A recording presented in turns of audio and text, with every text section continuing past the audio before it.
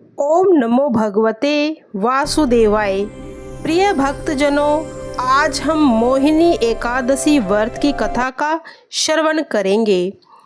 बैसाख मास के शुक्ल पक्ष की एकादशी को मोहिनी एकादशी कहा जाता है। यह एकादशी सब पापों को हरने वाली है। इस व्रत को रखने से जातक के सभी काम सफल होते हैं और उसे दुखों से छुटकारा मिलता है।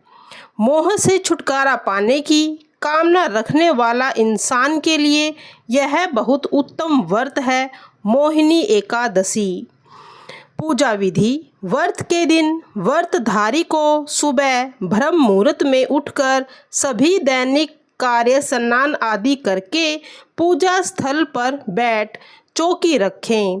अब भगवान विष्णु के मोहिनी स्वरूप का या माँ लक्ष्मी सहित भगवान विष्णु का चित्र स्थापित करें। उनके सामने हाथ जोड़कर व्रत का संकल्प लेकर पूजा शुरू करें। घी का दीपक जलाकर धूप दीप नैवेद्य पुष्प अक्षत और प्रसाद चढ़ाएं। अब भगवान विष्णु को भोग लगाएं। अब भगवान विष्णु के मोहिनी स्वरूप की कथा सुने या पढ़े। इसके बाद भगवान विष्णु जी की आरती करें। व्रती भगवान के भोग के लिए तुलसी दल अवश्य शामिल करें, क्योंकि बिना तुलसी के विष्णु भगवान भोग को स्वीकार नहीं करते। इसके बाद पूरा दिन फलाहार का व्रत रखें। अगले दिन पारण के लिए शुभ मुहूर्त में पारण करके व्रत को तोड़ें और ज़रूरतमंदों को भोजन कराकर अन्न ग्रहण करें। आइए सुनते हैं अब कथा। यह कथा महर्षि वशिष्ठ ने श्री रामचंद्र जी से कही थी। एक समय श्री राम बोले कि हे गुरुदेव, कोई ऐसा व्रत बताइए जिसके समस्त पाप और दुख का नाश हो जाए। मैंने सीता जी के वियोग में बहुत दुख भोगे हैं। महर्षि वशिष्ठ बोले, हे राम, आपने बहुत सुंदर प्रश्न किया है। आपकी बुद्धि अत्यंत शुद्ध और पवित्र है। यद्यपि आपका नाम स्मरण करने से मनुष्य पवित्र और शुद्ध हो जाता है, तो भी लोक हित के लिए यह प्रश्न अच्छा है। बैसाख मास में जो एकादशी आती है उसका नाम मोहिनी एकादशी है। इस व्रत को करने से मनुष्य सब पापों से छूटकर मोह जाल से मुक्त हो जाता है। आज मैं आपको इस कथा को सुनाऊंगा, तो ध्यान पर पूर्वक सुनिए। सरस्वती नदी के तट पर भद्रावती नाम की एक नगरी थी, जिसमें द्युतिमान नामक चंद्रवंशी राजा राज्य करता था। वह धन धान्य से संपन्न व पुण्यवान धनपालक नामक वैश्य भी रहता था। वह अत्यंत धर्मालु और विष्णु भक्त था। उसने नगर में अनेक भोजनालय, प्याऊ, कुएं, सरोवर, धर्मशाला आदि बनवाए। सड़कों का पर आम, जामुन, नीम आदि के अनेक वृक्ष लगाए। उसके 5 पुत्र थे, सुमना, सद्बुद्धि, मेधावी, सुकृति और धृष्टबुद्धि। इनमें से 5वां पुत्र धृष्टबुद्धि महापापी था। वह पितर आदि का मान नहीं करता था। वह वेश्या, दुराचारी, मनुष्यों की संगति में रहकर जुआ खेलता और पर स्त्री के साथ भोग विलास आदि करता तथा मांस का सेवन करता था। इस प्रकार अनेक कुकर्मों में वह पिता के धन को नष्ट करता रहता था। इन्हीं कारणों से त्रस्त होकर पिता ने उसे घर से निकाल दिया। घर से बाहर निकलने के बाद वह अपने गहने कपड़े बेचकर अपना निर्वाह करने लगा। जब सब कुछ नष्ट हो गया तो वैश्य और दुराचारी साथियों ने उसका साथ छोड़ दिया। वह भूख प्यास से अति दुखी रहने लगा। कोई सहारा न देख चोरी करना सीख गया। एक बार वह पकड़ा गया तो वैश्य का पुत्र जानकर चेतावनी देकर उसे छोड़ दिया गया, मगर दूसरी बार फिर पकड़ में आ गया। राजा से इस बार उसे कारागार में डाल दिया गया। कारागार में उसे अत्यंत दुख दिए गए। बाद में राजा ने उसे नगरी से निकल जाने को कहा। वह नगरी से निकलकर वन में चला गया। वहाँ वन्य पक्षियों को मारकर खाने लगा। कुछ समय पश्चात वह बहेलिया बन गया और धनुष बाण लेकर पशु पक्षियों को मार मार कर खाने लगा। एक दिन भूख प्यास से व्यथित होकर वह खाने की तलाश में घूमता हुआ कौंडिन्य ऋषि के आश्रम में जा पहुंचा।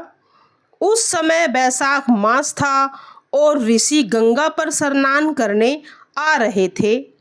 उनके भीगे वस्त्रों के छींटे उस पर पड़ने से उसे कुछ सद्बुद्धि प्राप्त हुई।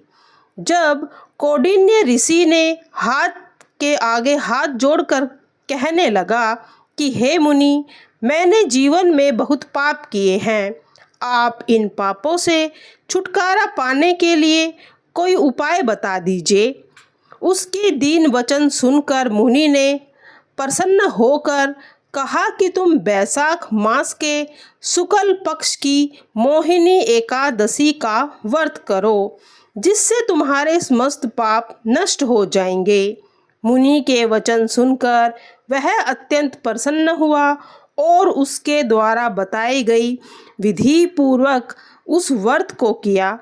इस व्रत के करने के प्रभाव से उसके सभी पाप नष्ट हो गए और अंत में वह गरुड़ पर बैठकर विष्णु लोक में चला गया। आइए सुनते हैं प्रिय भक्तजनों, तुलसी माता की कथा। तभी एकादशी का व्रत पूरा माना जाता है। तो आइए सुनते हैं तुलसी माता की कथा। हिंदू धर्म में एकादशी का बड़ा ही महत्व होता है। धार्मिक मान्यताओं के अनुसार भगवान शालिग्राम और माता तुलसी का विवाह करने से वैवाहिक जीवन सुखमय हो जाता है।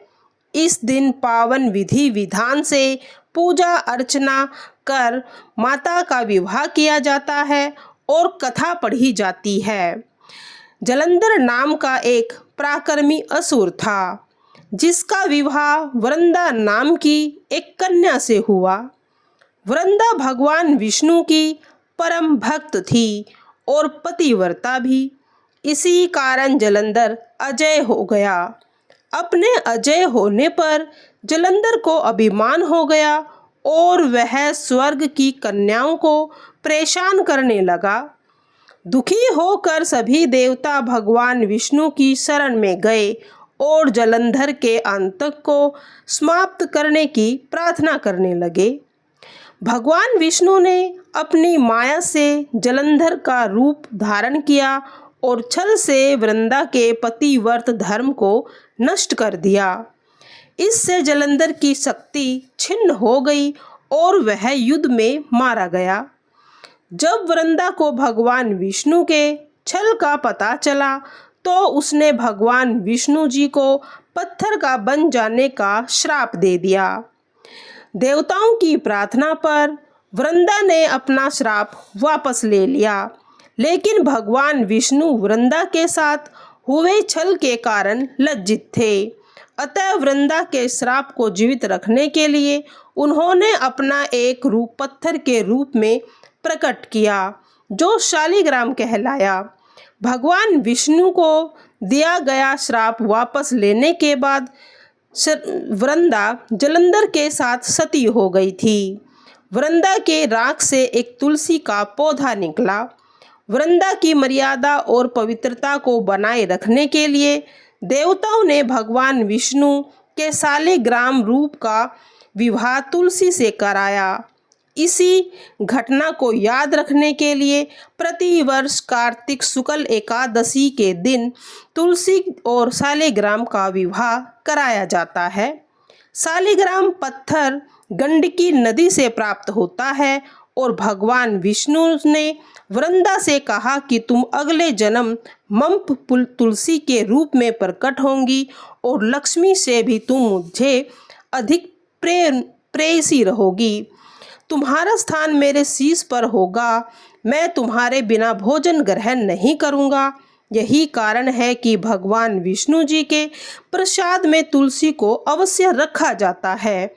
बिना तुलसी के अर्पित किया गया प्रसाद भगवान विष्णु जी ग्रहण नहीं करते। तो प्रिय भक्तों, अब सुनते हैं विष्णु जी के मंत्र का 12 बार जाप। ओम नमो भगवते वासुदेवाय।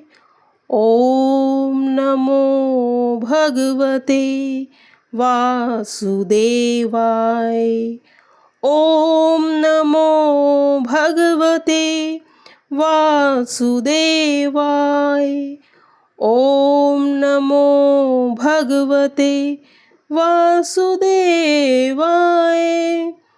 ओम नमो भगवते वासुदेवाय। ओम नमो भगवते वासुदेवाय। ओम नमो भगवते वासुदेवाय। ओम नमो भगवते वासुदेवाय। ओम नमो भगवते वासुदेवाय। श्री कृष्ण गोविंद हरे मुरारी, हे नाथ नारायण वासुदेवाय। श्री कृष्ण गोविंद हरे मुरारी, हे नाथ नारायण वासुदेवाय। श्री कृष्ण गोविंद हरे मुरारी, हे नाथ नारायण वासुदेवाय। श्री कृष्ण गोविंद हरे मुरारी, हे नाथ नारायण वासुदेवाय। श्री कृष्ण गोविंद हरे मुरारी, हे नाथ नारायण वासुदेवाय। श्री कृष्ण गोविंद हरे मुरारी, हे नाथ नारायण वासुदेवाय।